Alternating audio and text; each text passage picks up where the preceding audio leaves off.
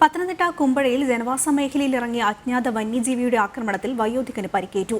പനന്തൂർ സ്വദേശി ഗോപാലിനെയാണ് വന്യജീവി ആക്രമിച്ചത്. ഗോപാലിനെ പത്തനംതിട്ട ജനറൽ ആശുപത്രിയിൽ പ്രവേശിപ്പിച്ചു. ഇന്ന് രാവിലെ 7 മണിയോടെയാണ് സംഭവം. കുമ്പഴ ഭാഗത്ത് കട നടത്തുന്ന ഗോപാലൻ കട തുറക്കാനെത്തിയപ്പോഴാണ് വന്യജീവിയുടെ ആക്രമണമുണ്ടായത്. ഏത് ജീവിയാണ് ആക്രമിച്ചതെന്ന കാര്യത്തിൽ അവ്യക്തതയുണ്ട്. ആക്രമിച്ച ജീവിയെ ഗോപാലന് തിരിച്ചറിയാനായില്ല. നെറ്റിയിലും തലയിലും ആഴത്തിൽ മുറിവേറ്റ ഗോപാലനെ പത്തനംതിട്ട ജനറൽ ആശുപത്രിയിൽ പ്രവേശിപ്പിച്ചു. പേപ്പർ വായിച്ചുകൊണ്ടിരുന്നപ്പോൾ ഒരു സൗണ്ട് കേട്ടു. അത് അവിടെ ഗേറ്റെ തട്ടിയതായിരുന്നു. അതെന്തുവാന്ന് അറിയാനായിട്ട് ശ്രദ്ധിക്കാൻ തുടങ്ങിയപ്പോഴത്തേന് കോഴിയെല്ലാം കൂടെ അലച്ചു വന്നപ്പം എന്തുവാന്ന് നോക്കാമെന്ന് തിരിഞ്ഞ് നോക്കിയപ്പോഴത്തേന് അതിലേക്കൂടെ ഒരു ജീവി ഒരു 10 അടി ഡിസ്റ്റൻസ് മൊത്തം കണ്ടുള്ളൂ. എളുപ്പി അത്ര സ്പീഡിൽ അത് പാസ് ചെയ്ത് പോകുമായിരുന്നു. നല്ലപോലെ കറുത്തതാണ്.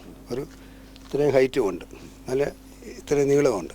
അപ്പോൾ കരടിയാന്ന് എനിക്ക് തോന്നി. നല്ലപോലെ ഇതുപോലെ കറുത്തതാണ്. ഞാൻ ഒരു നോട്ടത്തിൽ കണ്ടതേ ഉള്ളൂ. നല്ലതുപോലെ കറുത്തെന്ന് പറഞ്ഞാൽ നല്ലപോലെ കറുത്ത. പന്നിക്ക് അത്രയും കറുപ്പ് വരത്തില്ലല്ലോ, അതുകൊണ്ടാണ് കരടിയാന്ന് എനിക്ക് തോന്നിയത്. ദൂരെ വെച്ചായതുകൊണ്ട് അത്രയും ക്ലിയറായിട്ട് പറയാക്കത്തില്ല.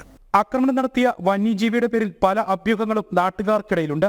കരടി ഉൾപ്പെടെയുള്ള ജീവികളുടെ പേരിൽ അഭ്യൂഹങ്ങൾ പരക്കുന്നു. വനം വകുപ്പ് അധികൃതർ സ്ഥലത്തെത്തി പരിശോധനകൾ നടത്തി. ജനവാസ മേഖലയിൽ ഇറങ്ങി ആക്രമണം നടത്തിയ വന്യജീവിയെ തിരിച്ചറിയാനുള്ള ശ്രമത്തിലാണ് വനപാലക സംഘവും.